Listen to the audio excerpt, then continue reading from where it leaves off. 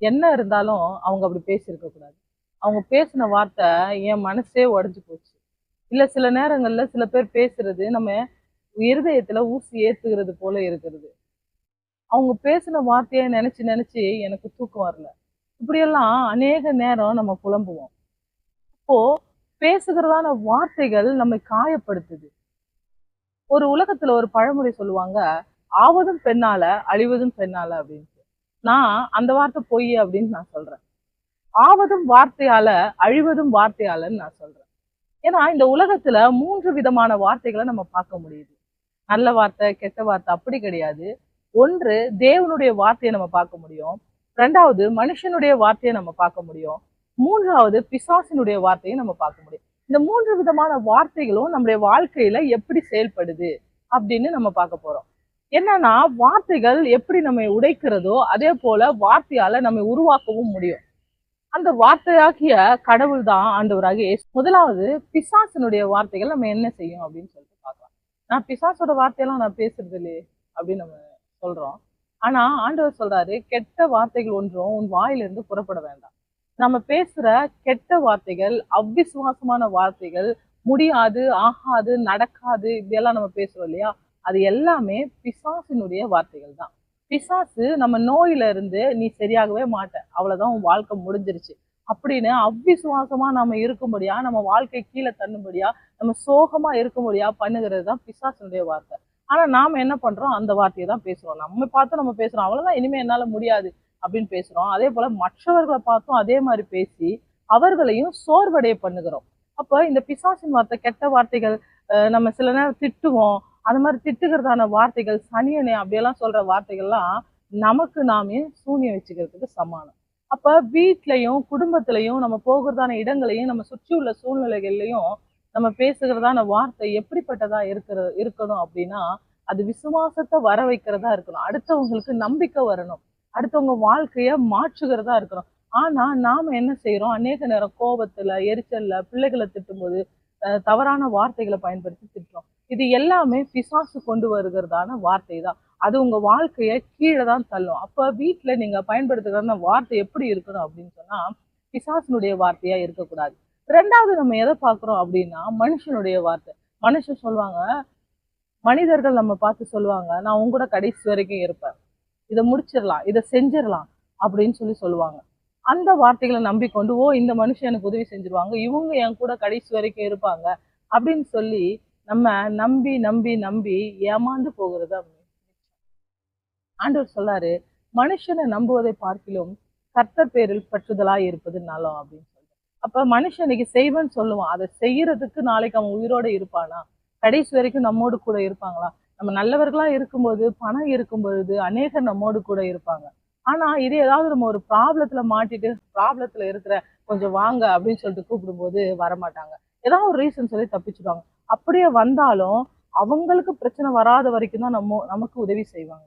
அவங்களுக்கு ஒரு ப்ராப்ளம்னு வரும்போது நம்ம விட்டு விலகிதான் போவாங்க. மனுஷனை நம்புவதை பார்க்கலாம் கர்த்தர் பேரில் பற்றுதலா இருப்பது நல்லா நம்ம சொல்லலாம். 3வதாக தேவனுடைய வார்த்தையை பத்தி பார்க்க போறோம். அதை நம்ம வேதத்துல இருந்து பார்க்க போறோம். ஏசாயா 55வது அதிகாரம் 10வது 11வது வசனங்களை நம்ம பார்க்கலாம். மாரியும் உறைந்த மழையும் வானத்திலிருந்து இறங்கி அவ்விடத்துக்கு திரும்பாமல் பூமியை நனைத்து அதில் முளை கிளம்பி விளையும்படி செய்து விதைக்கிறவனுக்கு விதையும் புசிக்கிறவனுக்கு ஆகாரத்தையும் கொடுக்கிறது எப்படியோ அப்படியே என் வாயிலிருந்து புறப்படும் வசனமும் இருக்கும். அது வெறுமையா என்னிடத்திற்கு திரும்பாமல் அது நான் விரும்புகிறதை செய்து நான் அதை அனுப்பின காரியமாகும்படி வாய்க்கும் அப்படின்னு வசனத்தின்படியா நம்ம பார்க்கும் பொழுது, மாறி அப்படின்னு சொன்னா நம்ம என்ன நினைக்கிறோம் அப்படின்னா, மழை பெய்யறதுதான் மாறி. இல்ல, வானத்திலிருந்து பனிக்கட்டியாகவே மழை விழுகிறதுக்கு பேரு தான் மாறி. அதே போல உறைந்த மழை அப்படின்னு சொல்லும் பொழுது, மழை வானத்திலிருந்து கீழே வந்து சேர்ந்த பின்பதாக பனிக்கட்டியாக மாறிவிடும். மாறி அது அப்படி பனிக்கட்டியா மாறும் பொழுது, இல்ல பனிக்கட்டியாவும் வந்து விழும் பொழுது உடனே அது கரைந்து போகாது.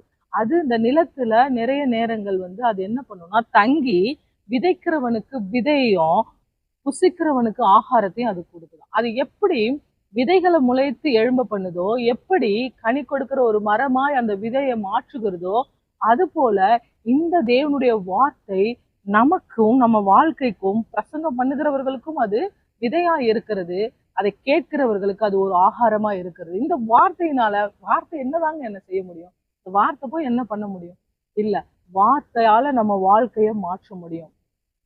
ஏன்னா நம்ம ஆதியாகமத்துல முதல் அதிகாரத்துல பாக்குறோம், அவர் வார்த்தையினாலதான் சகலவற்றையும் உண்டாக்கினார் அப்படின்னு நம்ம பார்க்கிறோம். அப்ப வார்த்தையினால சகலவற்றையும் உருவாக்க முடியும். அந்த வார்த்தைகளை நம்ம பயன்படுத்துகிறது பிசாசுன்ற வார்த்தைகளையும் மனுஷனுடைய வார்த்தைகளையும் பயன்படுத்தும் போது அது அழிக்கதான் முடியும். ஆனா ஆண்டவருடைய வார்த்தை மட்டும்தான் நம்மை உருவாக்க முடியும். அப்ப வார்த்தைகளை வீட்டுல பயன்படுத்தும் போது நம்ம மிக கவனமாக நம்ம பயன்படுத்தணும். ஈஸியா நம்ம சொல்லிட்டு போயிடுறோம். ஆனா டக்குன்னு ஒரு கோவம் வந்துருச்சுன்னா வார்த்தைகளை தேவையில்லாத வழியில நம்ம அதை பயன்படுத்துகிறோம். அதனாலதான் நம்ம வாழ்க்கையில ஒரு செழிப்பை பார்க்க முடியல. நம்ம வாழ்க்கையில குறைவுகள் ஏற்படுகிறதுக்கு அதுதான் காரணம். அப்போ சங்கீதம் 119, 105, 113 வசனங்கள்ல சொல்லப்படுகிறது, உம்முடைய வசனம் என் கால்களுக்கு தீபமும் என் பாதைக்கு வெளிச்சமுமா இருக்கிறது அப்படின்னு. அப்ப அந்த வசனத்தை பிடித்து கொண்டு அதை நம்ம கால்களுக்கு தீபமா பிடித்து கொண்டு நம்ம வாழ்க்கைக்கு அது ஒரு வழிகாட்டியா பார்த்து இந்த வசனத்தின்படியா நம்ம நடக்கும்போது நம்ம வாழ்க்கை என்பது நிச்சயமாக மாறும். ஒரு ஆசீர்வாதத்தை பார்க்க முடியும். வார்த்தை தானேங்க அப்படின்னு சொன்னா இல்ல, அந்த வார்த்தை தான் நம்ம நினைவுகளை வகையறுக்கிறதா இருக்குது. நம்ம ஊனையும் உயிரையும் உருவ குத்துகிறதா இருக்கிறது. வார்த்தை மிகவும் வல்லமை வாய்ந்ததா இருக்கிறது. இன்னொரு வசனம் கூட மத்தேயு 24:35 சொல்லப்படுகிறது. ஆண்டவர் சொல்றார், வானமும் பூமியும் ஒழிந்து போனாலும் என் வார்த்தைகள் ஒருபோதும் ஒழிந்து போவதில்லை. அவர் நமக்கு இந்த பூமியில கொடுத்த மிக பெரிய ஒரு பாக்கியம் என்னன்னா அவருடைய வார்த்தை தான். அல்லேலூயா. அப்போ அவருடைய வசனம் வானங்கள்ல நிலைத்திருக்குது. அவருடைய வசனம் என்னதான் நமக்கு செய்ய முடியும் அப்படின்னா, அவருடைய வசனம் நமக்கு விடுதலை கொடுக்க முடியும். இதுக்கு நிறைய வேத ஆதாரங்கள் உண்டு. நான் சொல்லிட்டு போறேன். அவருடைய வசனம் சங்கீதம் 107:20 வார்த்தையை அனுப்பி அவர் குணமாக்குகிறார் அப்படின்னு வசனம் சொல்லுகிறது. மத்தேயு 8:8 சொல்லப்படுகிறது, ஒரு வார்த்தை மாத்திரம் சொல்லுங்க ஆண்டவரே, என்னுடைய வேலைக்காரர் சொஸ்தமாவான் அப்படின்னு ஒரு நூற்றுக்கு அதிபதி சொல்றாரு. அப்ப வார்த்தை சுகத்தை கொடுக்க முடியும். வார்த்தையினால நமக்கு விடுதலை கிடைக்கும். வார்த்தையை அனுப்பி அவர் அநேக காரியங்களை செய்திருக்கிறார். வார்த்தையினாலதான் நம்ம ரட்சிக்கப்படுகிறோம். அவருடைய வார்த்தையை கேட்டுதான் நமக்கு விடுதலை உண்டாகிறது. அநேக காரியங்களை நம்ம வார்த்தையால நம்ம சாதிக்க முடியும். யாருடைய வார்த்தையால? தேவனுடைய வார்த்தையால. அதே போல சங்கீதம் 119, 107 உபத்திரவப்படுற ஆண்டவரே நானு உம்முடைய வசனத்தின்படி நீர் என்னை உயிர்ப்பியும் சொல்லப்படுகிறது. அப்ப வார்த்தையினால வீழ்ந்து கிடக்கிற நம்மையும் உயிர்ப்பிக்க முடியும். கடைசியாக சங்கீதம் 119 அதிகாரம் 92 வசனத்துல உம்முடைய வேதம் என் மனமகிழ்ச்சியா இராதிருந்தால் நான் துக்கத்தில் அமிழ்ந்து போயிருப்பேன் அப்படின்னு வசனம் சொல்லுது. அப்ப நம்ம சோர்வுபடும் போது, குறைவுபடும் போது, துக்கத்துல இருக்கும்போது அவருடைய வார்த்தை மாத்திரம் தான் நமக்கு மன மகிழ்ச்சியை தந்து அந்த துக்கத்திலும் சோர்வுலையும் கவலையில இருந்து நம்மை தூக்கிவிட அந்த வார்த்தை வல்லமை உள்ளதா இருக்கிறது. ஆகவே வார்த்தையை சரியாக பயன்படுத்தி உங்களுடைய ஆசீர்வாதத்தை நீங்க உருவாக்குங்க. கர்த்தர் அதை உங்களுக்கு வாய்க்க பண்ணுவாராக. ஆமென்.